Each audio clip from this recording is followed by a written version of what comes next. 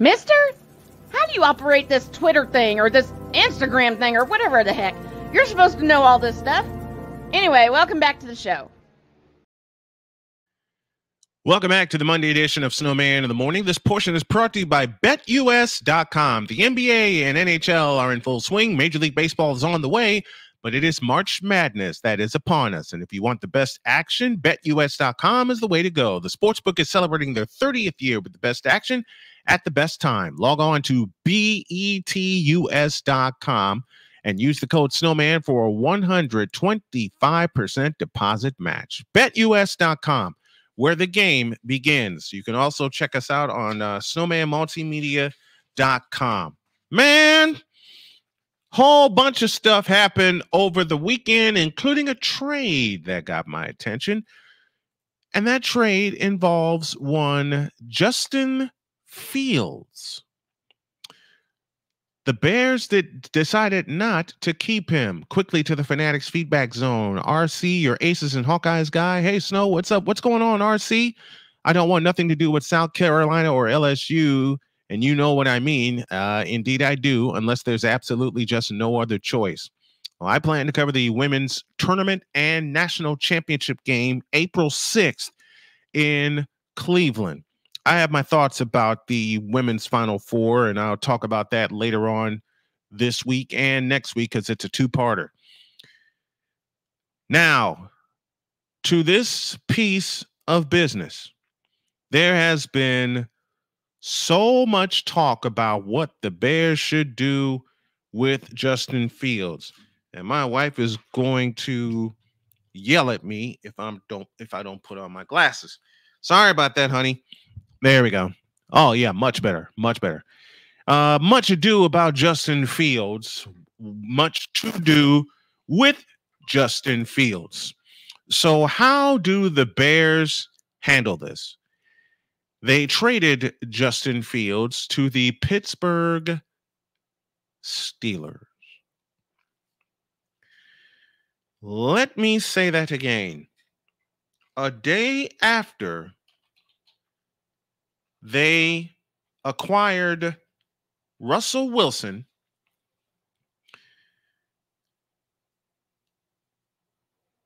Justin Fields has been traded to the Pittsburgh Steelers.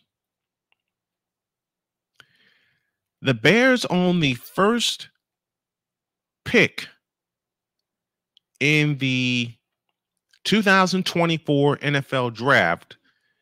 And now with this, trading Fields to, you know what? I didn't do this right. Here's the take. Wait a minute. I even did that wrong.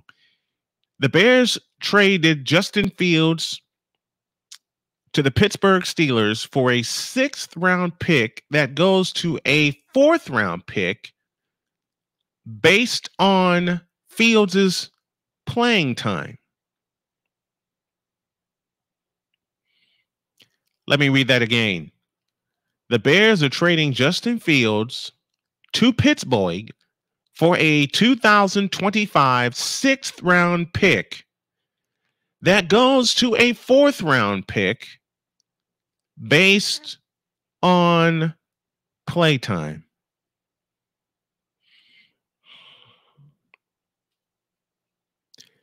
Now here's the take.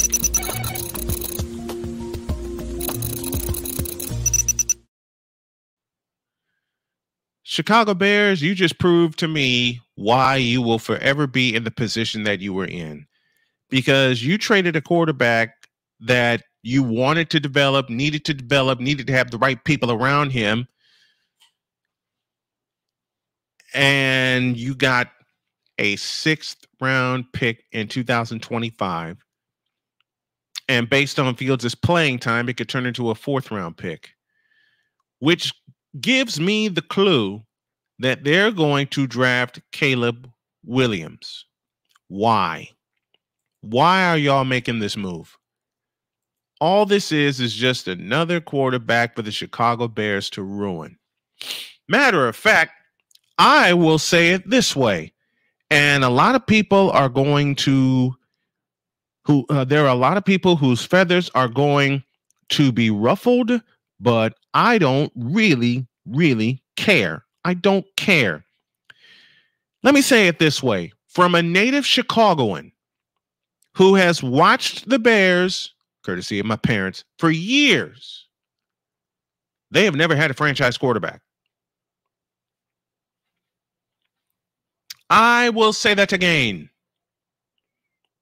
As long as I have been watching football, and the first year I've watched football was 1980, then fell in love with my beloved 49ers since 1981,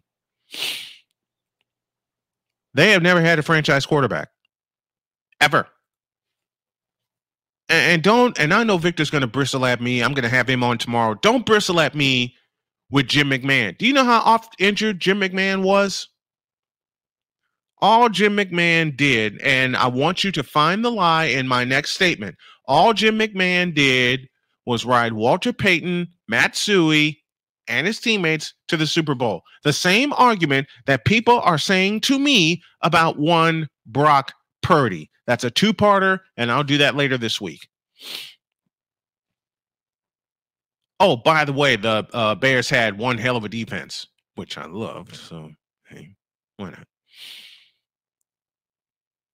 Now Justin Fields is gone. Your best chance at a franchise quarterback, you just told him adios without giving him the tools, the coaches, the coaching, and the weapons.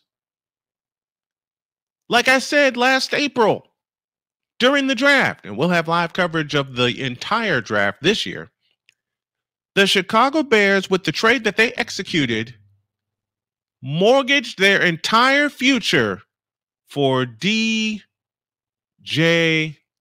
Moore. What? Now you get Keenan Allen from the Chargers, who's 31 years old, has a lot of miles on his leg thanks to Justin Herbert and company. You get DeAndre Swift. You finally get the bell cow running back that you want, but you don't have Fields to turn and hand the ball off to him. If I were the Chicago Bears and I draft Caleb Williams, I tell him, look, all you do is turn around and hand the ball to DeAndre Swift. We're not going to depend on your arm. We're not going to depend on your legs. You're going to learn how to play quarterback, because he didn't learn at USC. Hell, in many ways, he didn't learn at Oklahoma. But back to Justin Fields. Justin Fields has been ruined by the Chicago Bears. He's the latest quarterback in a long line of quarterbacks. Let me say that again. Justin Fields is the latest in a long line of quarterbacks to be ruined by the Chicago Bears, by the McCaskies, by the coaching staff, whatever the hell you want to call it. Best coach they've had there since Mike Ditka was Lovie Smith. And Lovie Smith could get the best out of you. Lovie Smith could get the best out of you without blinking. He nearly took the 2008 Bears to the playoffs, but you lost to Houston in the final week of the season and choked that away. Oops.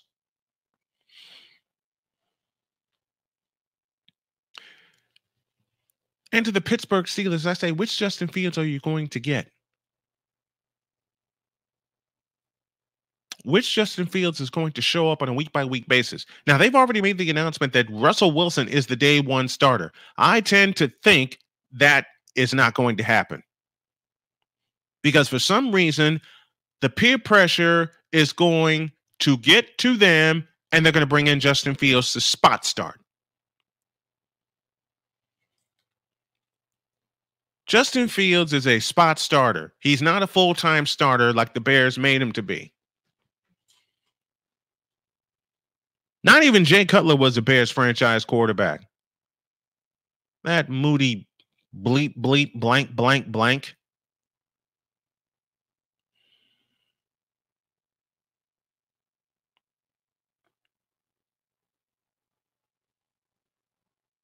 Now you got rid of Justin Fields and traded him to Pittsburgh for what? One pick? Is that how much you devalued Fields? Is that how much you thought of Justin Fields? when there was much talk that he was going to stay and y'all were going to get him some weapons and y'all were going to do right by Justin Fields. And when this trade happened, a lot of people thought that they did right by Justin Fields. I got news for you. No, you didn't. You did not. And will not ever do right by Justin Fields. These are the Chicago Bears we're talking about. Who the hell has ever been their franchise quarterback? Tell me. I beg one of y'all to tell me in the comment section or text the text line, who has ever been the Bears franchise quarterback? Ever? Well, the answer is pretty simple, because they had never had one. They never had that quarterback who was the guy. They've never had him. And at this point, they won't have him until they get rid of the 300-pound mannequins they call an offensive line.